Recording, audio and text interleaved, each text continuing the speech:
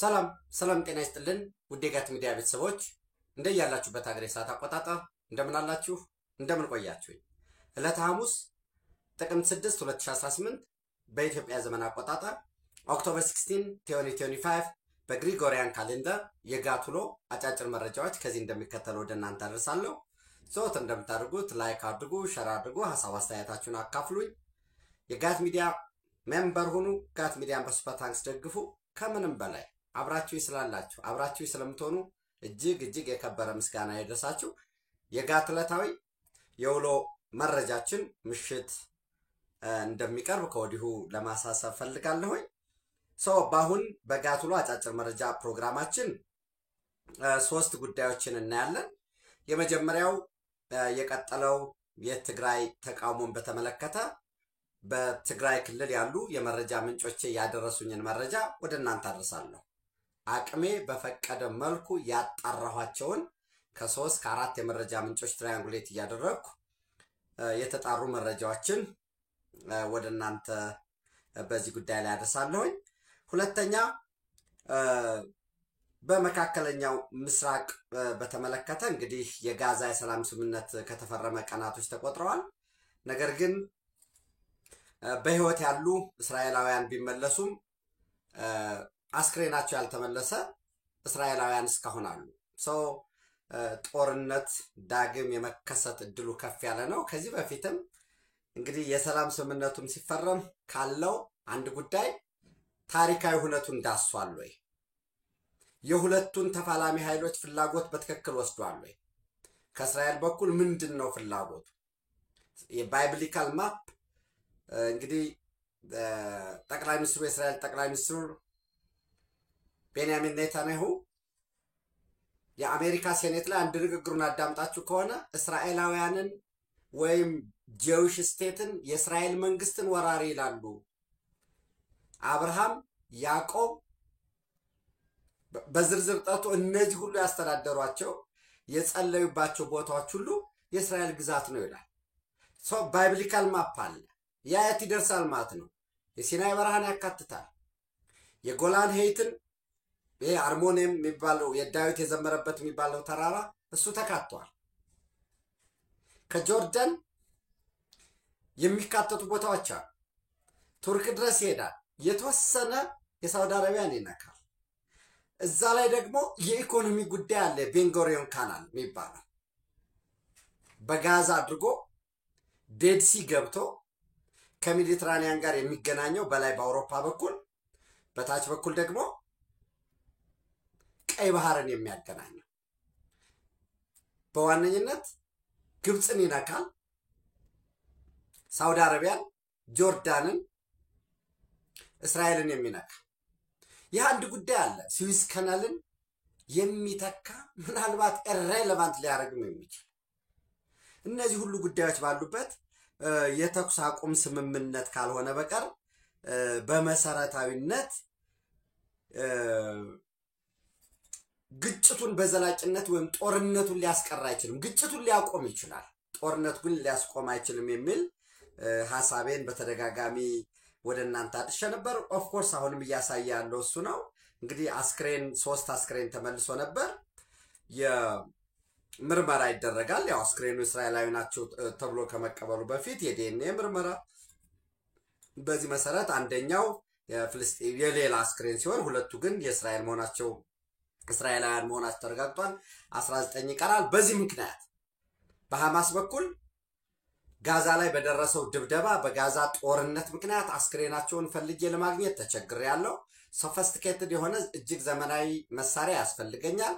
እነኚህ ፍርስራሾቹን ማጽዳትና የተቀበሩበትን ቦታ መፈለግ በራሱ ችግር ነው የሚል ነገር አቅርቧል። ወይራስ በእስራኤል በኩል ደግሞ በአፋጣኝ የማይመለስ ከሆነ ዳግም ወደ ቀደመው ጦርነት እገባለሁ የሚል አለ። ዋነኛው አደራዳሪው ዶናልድ ትራምፕ ሐማስ ቃሉን የማያከብር ከሆነ ለእስራኤል ትዕዛዝ እሰጣለሁ፣ ያ ትዕዛዝ ደግሞ ከተተገበረ እስራኤል ጦርነቱን ጨርሰዋለች የሚል የቀረበ ጉዳይ አለ። ምናልባት ወደ ዋናው ጉዳይም ከመመለሴ በፊት የፓኪስታንና የአፍጋኒስታን እንግዲህ ፓኪስታን ትከሳለች አሸባሪዎችን አፍጋኒስታኖች አስጠግተው ወይም ታሊባን አስጠግቶ ፓኪስታን ላይ በተደጋጋሚ ጥቃት እየሰነዘሩ ነው በሚል ክስ አለ። ትናንት ምሽት በአብዛኞቻችሁ ሁላችሁም እንደተከታተላችሁ ተስፋ አድርጋለሁ። ፓኪስታን የአየር የበላይነት አለው። ትጥቆቹ በአብዛኛው የቻይና ትጥቆች ናቸው።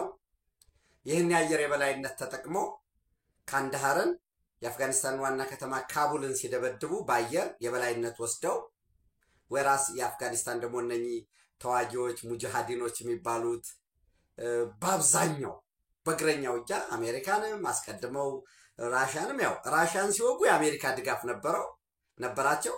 አሜሪካን ሲወጉ ደግሞ ሞራለስ በግልባጩ የራሽያ ድጋፍ ይኖራቸዋል። ቢያንስ የኢንተለጀንስ የትጥቅ የስንቅ ሎጂስቲክስ ማለት ነው። ያንን ልምድ ያላቸው ደግሞ በእግረኛ እየተዋጉ ነበር። ነገር ግን የ48 ሰዓት የተኩስ ማቆም ስምምነት አድርገዋል።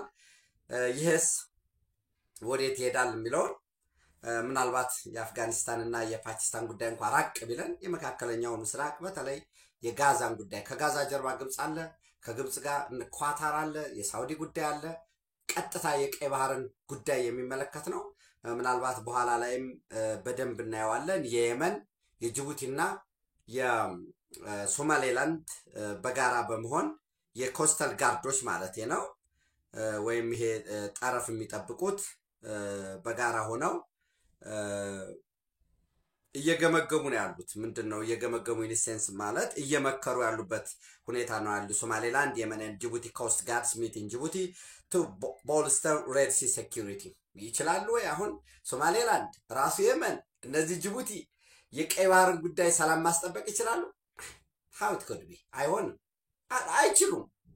ሳትዟይ ግዙፍ ኢኮኖሚ ያለው ግዙፍ የሰው ኃይል ያለው ግዙፍ ሚሊተሪ ያለው ህልውናው በቀጥታ በቀይ ባህር ላይ የተወሰነው የቀይ ባህር ደግሞ ታሪካዊም ተፈጥሯዊም ኢኮኖሚካሊ ሌስቲሜት የሆነ በኢትኒክ ዋይዝ ይሄ እኮ አሁን አንዳንዱ በተለይ የሻቢያ ውላጆችና ራሱ ሻቢያዎች ምን ይላሉ?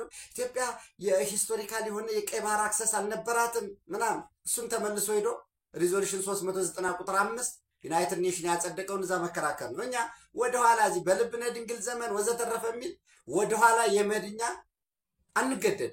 ሪዞሉሽን 390 ቁጥር 5 ያለቀ ጉዳይ ነው። ዓለም የተስማማበት ጉዳይ ነው። ኢትዮጵያ ተፈጥሯዊ፣ ታሪካዊ፣ ህጋዊ የኢኮኖሚ ጉዳይ እንዲሁም የኢትኒክ ጉዳይ ኢትኒክን በደንብ ማስመር ያስፈልጋል።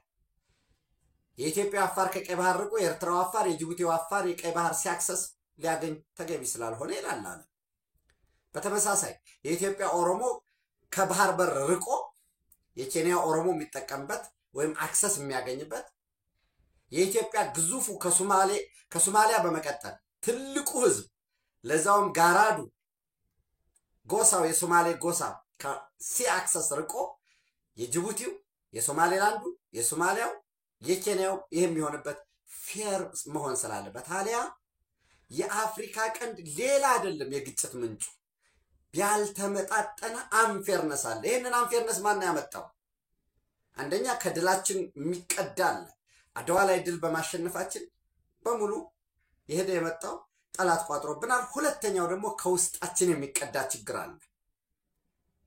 ለጠላቶቻችን ለታሪካዊ ጠላቶቻችን በስትራቴጂክ ጉዳይ ታክቲካሊ ፍላጎት ላላቸው የሚለላቁ ባንዳዎች ከውስጣችን ይፈለፈላሉ። ለምንድን ነው ባንዳዎች የሚፈለፈሉት ስንል በጎረቤት ሀገራት ተመሳሳይ የሆነ ዘር እንጋራለን፣ ተመሳሳይ ብሔር እንጋራለን፣ ቋንቋ እንጋራለን፣ ሃይማኖት እንጋራለን። ኤርትራዊ ዝርያ ያላቸው ወገኖቻችን ኢትዮጵያ ውስጥ ይኖራሉ። ሰው ይለላካል። ዘሩን ቆጥሮ ኢትዮጵያ በፍጹም ትግራዋይ ነው ወይንም አማራ ነኝ ይልሃል፣ ጎጃሜ ነኝ ይልሃል፣ ጎንደሬ ነኝ ይልሃል። ግን ዘሩ ወይ ትግራይ ይሄዳል ወይም ኤርትራ ይሄዳል። ችግር አለው እያልኩ አይደለም። ይሄ እንዲያውም ጥሩ ነው፣ ብሌሲንግ እኮ ነው፣ መባረክ ነው። ነገር ግን ዘር ይቆጥርና ለባንዳነት ይንበረከካል፣ ለባንዳነት ይሰለፋል። ውድድሩ ቀላል አይመስላችሁ። ነገራችን ላይ የባንዳነት ሽቅድድሙም ከበድ ይላል በእኛ ሀገር ሁኔታ። ተገልብጦ ግን ኤርትራ ውስጥ ባንዳ ለመፈለግ ከባድ ነው። የጅቡቲ ባንዳ ለኢትዮጵያ ኢንተረስት የሚሰራ ከባድ ነው። ካልሸባብ ጋር ተሰልፎ ለመዋጋት የሚቋምጠው የሚሰልፈው የሚሽቀዳደመው ኢትዮጵያዊ ብዙ ነው። በግልጽ መነጋገር ስላለበት ወይራስ ከነሱ መልምለን ካልሸባብ መልምለን ለኢትዮጵያ ፍላጎት ስራ ብትሉት አታገኙ።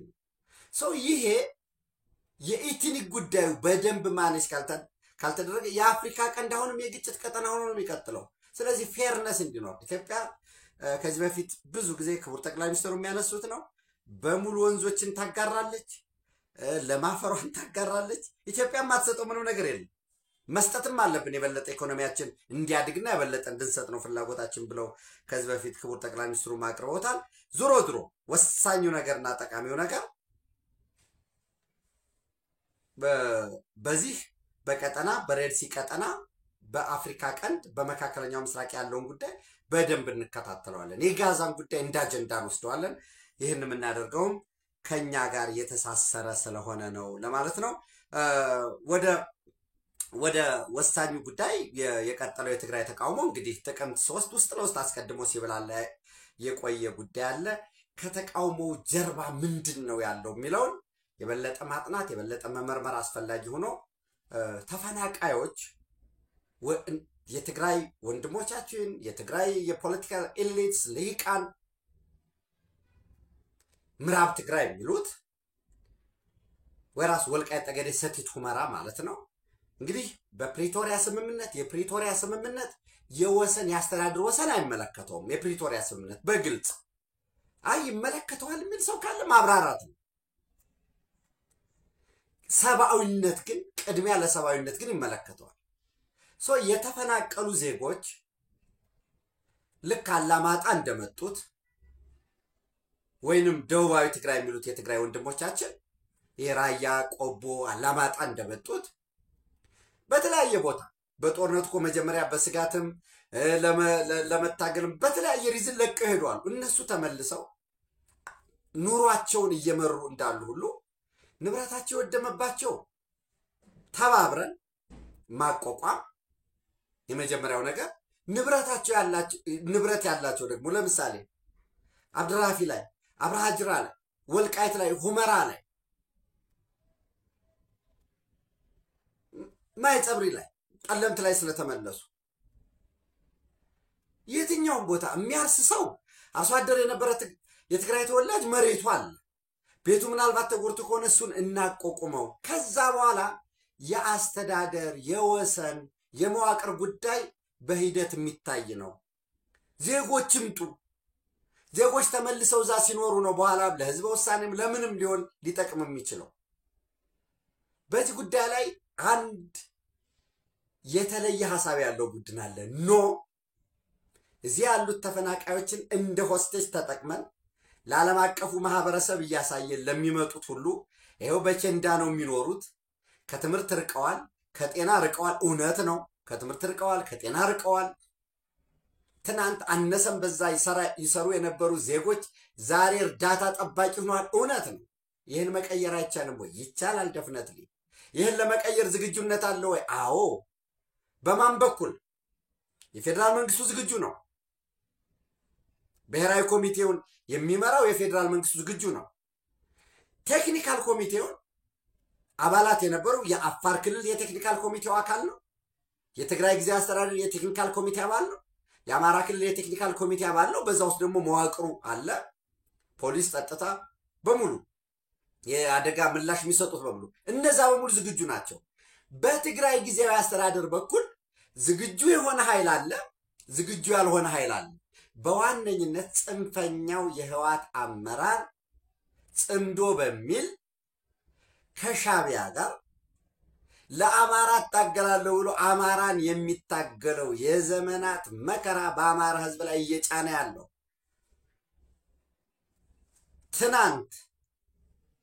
ትናንት ህወሓት ደሴ በደረሱበት ወቅት አማራን በቃን አሰኘነው፣ አይደግመንም አሰኘነው፣ ገረፍነው፣ አንበረከክነው፣ ማሩኝ አለ ብለው ካዘፈኑት ከነሱ ጋር ተባብሬ ሲነሳ የወልቃይት ጥያቄ አለብኝ፣ ሲነሳ የራያ ጥያቄ አለብኝ፣ ሲነሳ ሩቁም ሂዶ የሸዋ ጥያቄ አለ፣ የደራ የአዲስ አበባ ጥያቄ አለ፣ የመተከል ጥያቄ አለኝ ብሎ ጋልቫናይዝ አድርጎ በስሜት አነሳስቶ ኮርኩሮ ጥገኛውን የክልሉንም አመራር እንደፈረስ ተጠቅሞ አድርባዮችን ተላላኪዎችን አሰልፎ ከፊት ክልሉን በማይወጣው የግጭት አረንቋ ውስጥ ከተተው። አዳዲስ ናሬሽን ይፈጥራል። ቁጭ ብሎ በማህበራዊ ሚዲያ ያ ናሬሽን ይፈጠራል። ግጭቱ ቢቀዘቅዝ ዳቧቸው የሚቋረጥ ሰዎች አሉ። በጎረቤት ሀገር በኡጋንዳ በሩዋንዳ በተለያየ ሀገር ቁጭ ብለው አሳይለም ጠይቀው የአሳይለም ፕሮሰስ መደረግ አለበት። የአሳይለም ፕሮሰስ የሚደረግልህ አማራ ክልል ግጭት ሲቀጥል ነው። ከኦሮሚያ ክልል ግጭት መቀጠል አለበት። ሰላም ከሆነ ተመለስ ነው የምትባለው። አንደኛ ተመለስ ትባላለህ፣ ሁለተኛ አሁን አውሮፓ ካናዳ አውስትራሊያም ጥገኛ የመቀበል ፍላጎት የላቸው። በጣም ከርዕሴ ወጣለሁኝ እንጂ በጋዛ ጉዳይ አውሮፓውያን እንደዛ ሲናጡ ስደተኞችን መቀበል መልሶ ያለውን ጣጣ ያዩታ ግጭቱ እንዲቆም የማይፈልግ በግጭቱ ግጭት ፈጥሮ ግጭት ጠንስሶ ግጭት ሽጦ ደም አፍስሶ ዳቦ የሚበላ ንብረት ኢዝመኒ ገንዘብ ሜክ እያደረገ ያለ ኃይል አለ። ሌላው አለ ደግሞ ጥገኛና አድርባዩ አለ። ሌላው ተፋልሞለት ዋጋ ከፍሎለት ሰላም ከመጣ እኔ እንዲህ ስታገል ነበር ጸጥ ለጥ ብዬ ብሎ ደግሞ አሁንም ድጋሜ ስልጣን ደጅ ሊጠና የተዘጋጀ ኃይል አለ። አጥር ላይ ተንጠልጥሎ ግራና ቀኝ የሚያማተር ትናንት የምሁራን መማክርት ወዘተረፈ እያለ ሲያናፋ የነበረ አሁን ድራሹ የጠፋ ሁሉ ኃይል አለ ማለት ነው። ኤኒዌይስ እነዚህ ተጣምረው የለም ተፈናቃዮች ከተመለሱ ለግጭት ምክንያቱም ግጭት በራሱ ደም ያፈሳል አይደል? ደም ሲፈስ ሀብት የሚፈስላቸው ሰዎች አሉ። ደም ሲፈስ ከተጠያቂነት እንረሳለን። የጀግና ማሊያ የጀግና ሽርጥ ለብሰን እናዋጋለን። ጀግና እንባላለን። የህዝቡ አጠቃላይ አሳሰብ ድል ተገኘ ወይ የሚል እንጂ ልማት መጣ ወይ የእርሻ መሳሪያ መጣልን ወይ ማዳበሪያ መጣልን ወይ መብራት መጣልን ወይ ልክ እንደ ሌሎች አካባቢ ኢትዮጵያ ውስጥ እንዳለው ስልጤ ዞን፣ ከምባታ፣ ሀዲያ ዞን፣ ወንጪ እንዳሉት አርሶ አደሮች ዘመናዊ የኑሮ ዘይቤን የተከተለ ሞዴል ይሰራልን፣ የውሃ ፓምፕ ይዘርጋልን፣ የገጠር ጥርጃ መንገድ ይሰራልን፣ የጤና ጣቢያ ባለሙያዎች ይመደቡልን የሚል ይሄ የልማት ጥያቄ ይቀራል። ሰው ያለችዋን ገንዘብ መቀራመት ይመጣል። የሆነ ደም ሲፈስ ሀብት የሚፈስለት ሰው አለ። ሰው እነዚህ ጥገኛዎች ደግሞ ኖ ተፈናቃዮች መመለስ የለባቸውም። ለመመለስ መዋቅሩን ይዘን ነው የምንገባ ይላል። ሰው ከህወሓት ጋር ይሰራል። ፋኖ ነኝ የሚለው ኃይል ሲሰራ ከህወሓት ጋር ምን ስምምነት አለ? አብረን እንሰራለን ነው። ተንደርድረው ተጋግዘው እንግዲህ ወልቃይት ላይ ራሱን እንደውም ጭራሽ የጎንደር ፋኖ ነኝ የሚለው ለወልቃይት ነው ስታገል የኖርኩት የምታገለው ለወልቃይት ነኝ የሚለው ሚሊሻዎችን መጥቷል፣ ገፏል፣ በአደባባይ ጨፍጭፈናቸዋል ብሎም ተናግሯል። በቋራ በኩል የሳምሬ ቡድን መንገድ እየመራ አምጥቷል። ኮሎኔል ደመቀ ይጥፋ መጥፋት አለበት። የወልቃይት ጠገዴ ሰቲት ሁመራ ዞን መዋቅሩ መፍረስ አለበት ይላል። ልክ እንደ ጽንፈኛ የህወሓት ቡድን ህወሓቶች መዋቅር ይዘው አስተዳደር ይዘው ወልቃይትን ከያዙ የበለጠ አማራን ጋልቫናይዝ እናደርግበታለን። ይሄው እንደፈራ ነው። ይሄው የፕሪቶሪያ ስምምነት ያልናችሁ እኮ ይሄ ነው። እኛ ስላለን ነው። እኛ መታገል አለብን። መጀመሪያ 4 ኪሎ ያለውን ኃይል ነቅለን ከጣል ተመልሰን እናደርጋለን የሚል ግጭቱን በዛ ህወሓት መልሶ ምን ያደረገ ነው? ህወሓት ደግሞ ዛ ይሄው ቦታችሁ ተይዟል። ወራሪዎች ሽፍታዎች ከመከላከያ ውጭ ያለ ኃይል ይወጣል ቢልም የፕሪቶሪያ ስምምነት ይሄን ማድረግ አልቻለም። እንዲያውም ሌላ የተከዘዘብ የሚል እያደራጀ ነው ይላል። ሻዕቢያ ደግሞ ናሬሽኑን ይሰራል። ትጥቅ ይሰጣል፣ ስንቅ ይሰጣል። አስቀድሜ እንዳልኳችሁ ተመሳሳይ ቋንቋ፣ ተመሳሳይ ሃይማኖት፣ መልካችን ከለራችን ተመሳሳይ ስለሆነ ልብስ እየቀየረ የሳዋ ምልምል የሻዕቢያ ወታደር አብሮ ጽንፈኛውን የህዋት ቡድን ይደግፋል። ዋነኛው ጉዳይ ከሁሉም ዋነኛው በጌታቸው ዘመንም ጌታቸውን ለመፈንቅል ለመባረር ለመፈናቀል ያበቃው አሁንም ታደሰ ያኔ ታደሰ ቁጭ ብሎ ሂሳቡን አስልቶ ለዚህ ቦታ በቃ።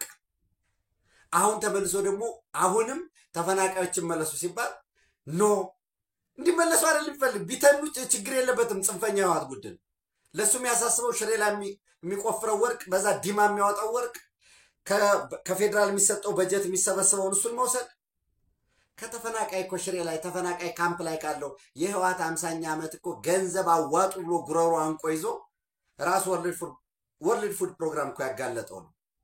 ታሜት አይደለ ይሄ ሰው ለትግራይ ህዝብ ፍጹም የሚያስብ አይደለም። ለኢትዮጵያ ህዝብ ፍጹም የሚያስብ አይደለም። ፋኖ ለአማራ ህዝብ ለኢትዮጵያ ህዝብ ፍጹም የሚያስብ አይደለም። ሚያማ ቢሆን 3 ሚሊዮን ፕላስ ተማሪ ከትምህርት ውጭ ነው። ትምህርት ከድል በኋላ ይላል እና 17 ዓመት ከፈጀ አንድ ሙሉ ትውልድ ከትምህርት ውጭ ልታረግ ነው። እንግዲህ አጠቃላይ ተቃውሞ ይህንን የሚቃወም ኃይል እንግዲህ ከዚህ ጀርባ ማን ያደራጀው ፍላጎቱ ምንድነው ወዘተረፈ የሚለውን በደንብ ይዩ። ግን ተቃውሞ እየተቀጣጠለ ነው ያለው። በዚህ መሰረት ለምሳሌ ዛሬ አዲግራት ላይ ተመላሽ በዲዲአርም እንዲሁም ደግሞ በተለያየ ምክንያት ወደ ተመልሰው የሚኖሩት ቦታ ይሰጣቸዋል የቤት መገንቢያ ቦታ ተብሎ ነበር አልተሰጠንም በሚል ከፍተኛ ተቃውሞ እያሰሙ ነው ያሉት። አዲግራት ከተማ ላይ የተገባልን ቦታ ይሰጣቸዋል ተብለን ነበር እሱ አልተሰጠንም። የቦታ ምሰሩበት ገንዘብ ይሰጣል ተብሎ ነበር እሱ አልተሰጠንም። ወይ ምሩን ወይ ወረዱ የሚል እና ጦርነት በቃ የሚል መፈክር እያሰሙ ነው። በተመሳሳይ አርሚ 13 ከሽሬ ወደ ሽራሮ ከተማ የሚተላለፈው መንገድ አዲ ሀገራይ ከተማ ላይ ዘግተው እንዲሁ ተቃውሟቸውን እያሰሙ ነው ያሉት። ሌሎችም የቀጠሉ አርሚዎችም በየቦታው በተመሳሳይ ሰልፎች መፈክሮች ከፍተኛ የሆነ ተቃውሞ እየተሰማ ነው ያለው። በዚህ ውስጥ እንዳልኳችሁ የጊዜያዊ አስተዳደሩ በሌተናል ጀነራል ታደሰ ወረደ የሚመራው ጊዜያዊ አስተዳደር ተሰብስበን ጥያቄ ካላቸው ታጋዮች ጋራ ተሰብስቤ ችግሩን በመፈታበት ጉዳይ ላይ ተመካክረናል ብሎ መግለጫ ሰጥቷል። የትግራይ ኮሙኒኬሽን አፌር ላይ ስትገቡ የምታገኙት ነው። በሌላ መልኩ አስተማማኝ የሆነ መረጃ ነው። እንግዲህ ይሄንን በተለያየ መንገድ ልክ ተቃውሞ ሰልፍ ሲደረግ ለተቃውሞ ሰልፉ ለተነሳው ነገር ምላሽ እንደመስጠት ወይ በተገቢ ተንትኖ የመውጫ መንገድ እንደማበጀት አይ ሰልፍ እኮ ያለው መቀሌ ላይ ነው ሰልፍ እኮ የሚፈቀደው ትግራይ ላይ ነው ይላል ሊመጣና የሻቢያ ልሳን ማለት ነው። እና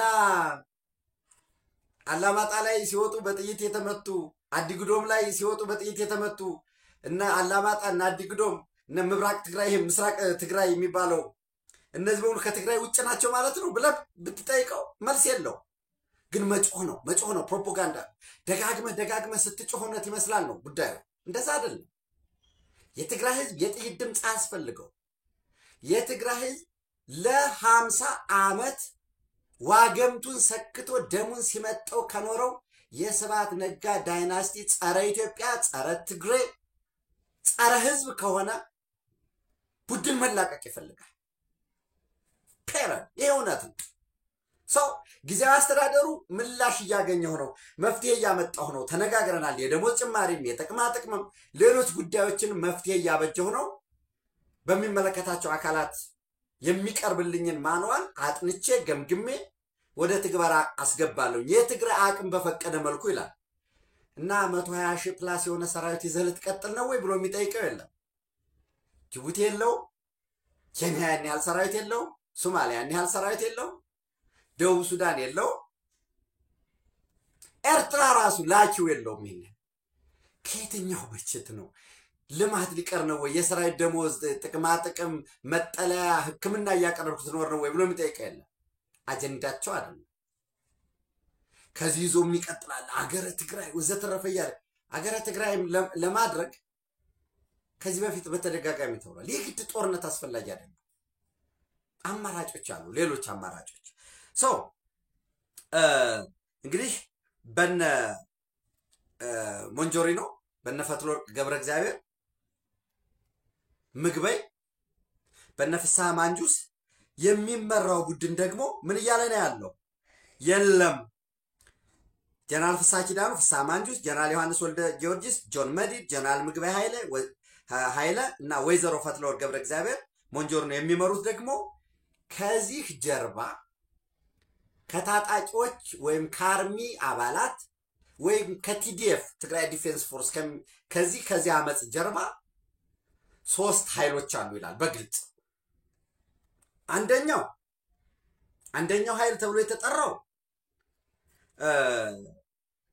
የዲሞክራሲያዊ ስምረት ትግራይ ፓርቲ ወይም ስምረት ነው በእናቱ ጌታቸው ረዳ የጠቅላይ ሚኒስትር የምስራቅ አፍሪካ ጉዳዮች ሚኒስትር በነሱ የሚመራ ከህወሓት ስራ አስፈጻሚ አባላት ተገንጥለው የወጡት ያደራጁት የዲሞክራሲያዊ ስምረት ትግራይ ፓርቲ አባላት ናቸው በሙሉ ፕሮፓጋንዳውን የሚመሩት እነሱ ናቸው ይላሉ እነዚህ የተጠቀሱ አካላት ሁለተኛው ምንቅስቃስ ደለይቲ ለውጥ ትግራይ ወይንም የመደላድል ይሄ የትግራይ የለውጥ እንቅስቃሴ ንቅናቄ የትግራይ የለውጥ እንቅስቃሴ ደለይቲ ለውጥ የትግራይ ንቅናቄው የዛ አባላት ናቸው እዛ ውስጥ ደግሞ እነ ሌተናል ጀነራል ጻድቃን ገብረትንሳይ የሚመሩት ነው ሁለተኛው ኃይል ይሄ ነው ሶስተኛው ምን ይላሉ በህወሓት ውስጥ ያሉ ሰርጎ ገቦች አሉ በእኛ ውስጥ ያሉ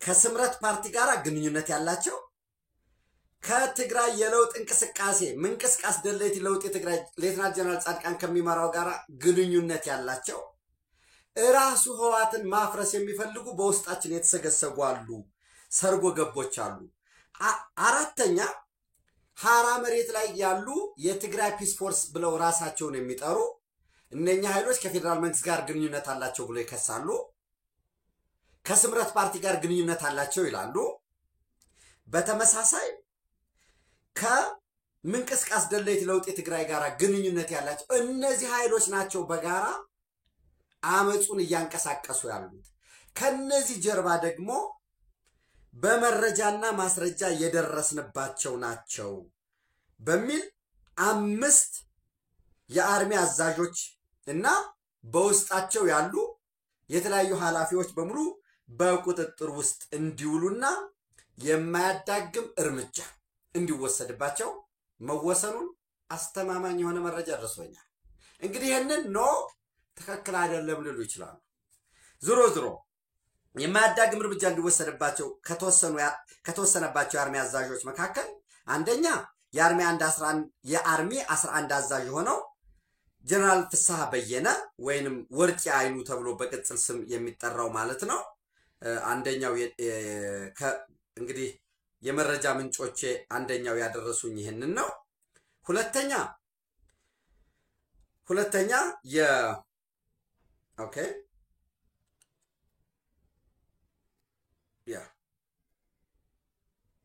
ሁለተኛ ሶሪ ማስታወሻን ወደን ኦኬ ሁለተኛ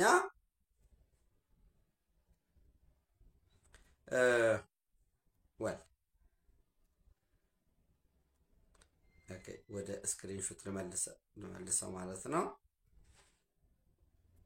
ኦኬ በነገራችን ላይ በዚሁ አጋጣሚ ወደዛኛው እስከፈልገው ድረስ በዛሬው ዕለት አይነ ስውራ በዚህ በሰሜኑ ሀገራችን ክፍል በነበረው ጦርነት ጉዳት ያስተናገዱ የአይን ብርሃናቸውን ያጡ ወጣቶች በጋራ ተያይዘው ተደጋግፈው ሰልፍ ወጣው ነበር እዚህ ሰልፍ ላይ ምን የሚል ነገር ነው ያነሱት አንደኛ ቃል ብቻ ነው የተገባልን ቃል ግን አልተተገበረም እናንተ ወንበር ላይ ነው ያላችሁት እኛ ግን አልጋ ላይ ነው ያለን እኛ በህክምና ጦት እየተሰቃየን ልንጦራቸው ልንደግፋቸው የሚገባ ቤተሰቦቻችን ደግሞ እኛ የነሱ ሸክም ሆነው መከራ ያዩ ነው ያሉት እናንተ አሁንም ሌላ ጦርነት ፈጥራችሁ ሌላ ጦርነት ማግዳችሁ ጥቅማችሁን ለማሳደግ ጥቅማችሁን ከፍ ለማድረግ እየሰራችሁ ነው ያላችሁት። በተስፋ መኖር ይበቃናል። በቃን። 4 ዓመት ሙሉ በተስፋ መሪዎቻችንን እየበላችሁ የተሰዉ ቤተሰቦች ልጆቻችንን እየበላችሁ ጓደኞቻችሁን አስበልታችሁ የተሰዉ ቤተሰቦች የደም እንባ ያነባሉ። እኛ አልጋ ላይ ነን፣ እናንተ ግን ሆቴል ላይ ናችሁ። እኛ አልጋ ላይ ወድቀናል፣ እናንተ ከዙፋን ከወንበር ወንበር ታማርጣላችሁ። እኛ በህሊና ታስረን ቤተሰቦቻችን በኑሮ ታስረዋል። 4 ዓመት ሙሉ በህክምና እጦት መንገላታት ይበቃናል፣ ልቀቁን የሚል ጥያቄ እያቀረቡ ነው ያሉት።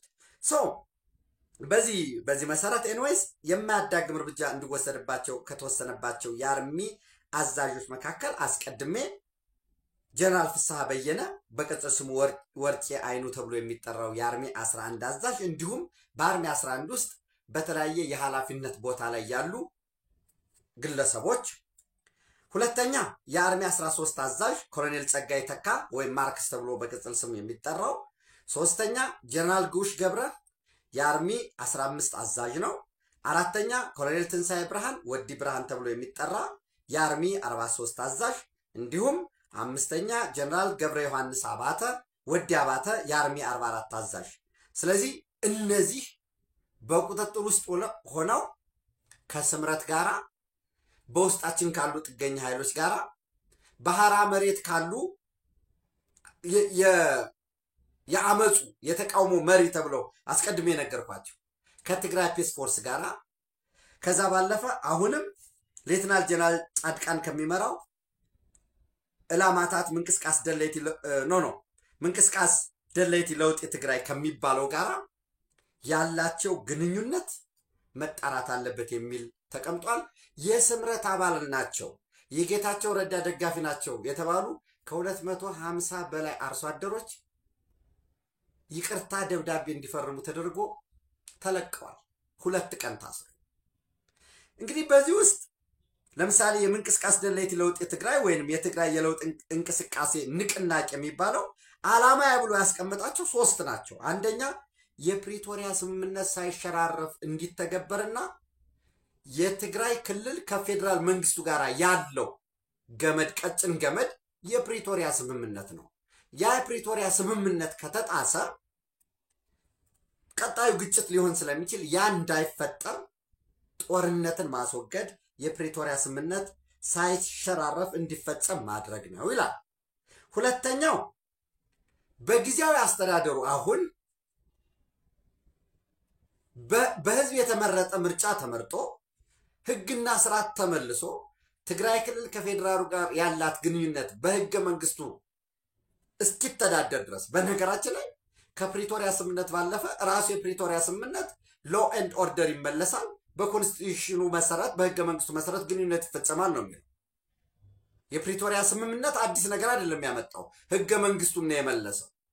ይህ ህገ መንግስት ይመለስ ግን አሉ ለምሳሌ ቀድም አስቀድሜ በመነሻ ያነገርኳችሁ የወሰን ጉዳዮች እነዚህ አሉ። ይሄ ምርጫ እስኪፈጸም ድረስ እና ህዝባዊ ቅቡልነት ያለው የተመረጠ መንግስት እስኪመሰረት ከሁሉም የፖለቲካ ባለድርሻ አካላት የተውጣጣ በትግራይ ህዝብ ዘንድ ተቀባይነት ያለው ጠንካራ ጊዜያዊ አስተዳደር ማቋቋም ነው።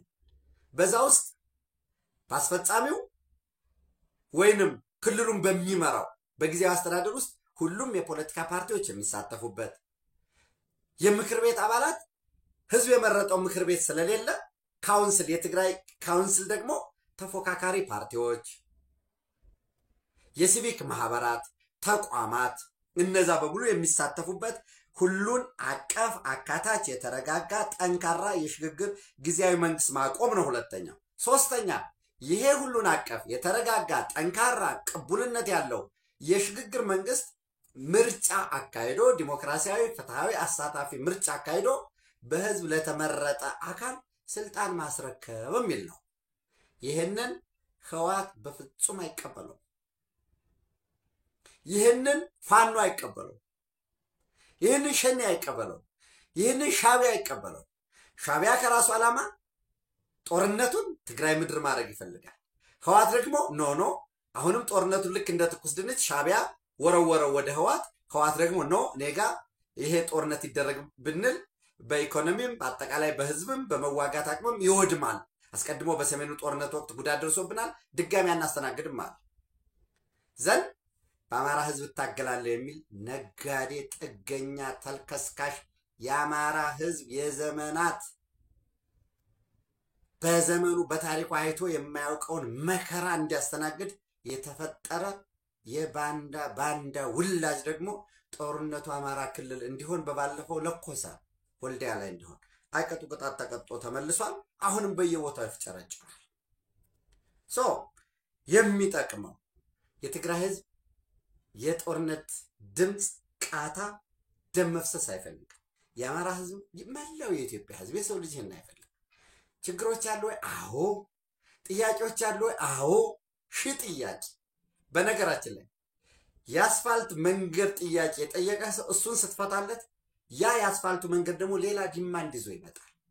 መነጋገር፣ መወያየት፣ ሰጥቶ በመቀበል መርህ በምክክር እንጂ ችግር የሚፈታው አሁንም እላለሁ በአፈሙዝ የሚፈታ ችግር የለም። የሚፈታ ተጨማሪ ችግር እንጂ በአፈሙዝ ችግሬን እፈታለሁ ብለህ ተነስተህ ስታበቃ የአፈሙዝ ምላሽ ሲሰጥህ የደነቆረ ወራዳ ትርክት እየፈጠርክ እሱን እያሳከክ ውጤት አመጣለሁ የሚል ትናንት ተሞክሯል፣ ውጤት አላመጣም።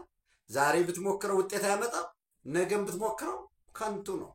ኢትዮጵያን ትልቋን ኢትዮጵያን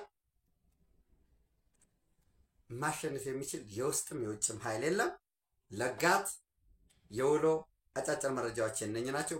በምሽት በጋት ዕለታዊ ሌሎች ተጨማሪ መረጃዎችን ይዤ እመጣለሁ። ኢትዮጵያ በክብር ለዘላለም ትኖር። ታንኪዩ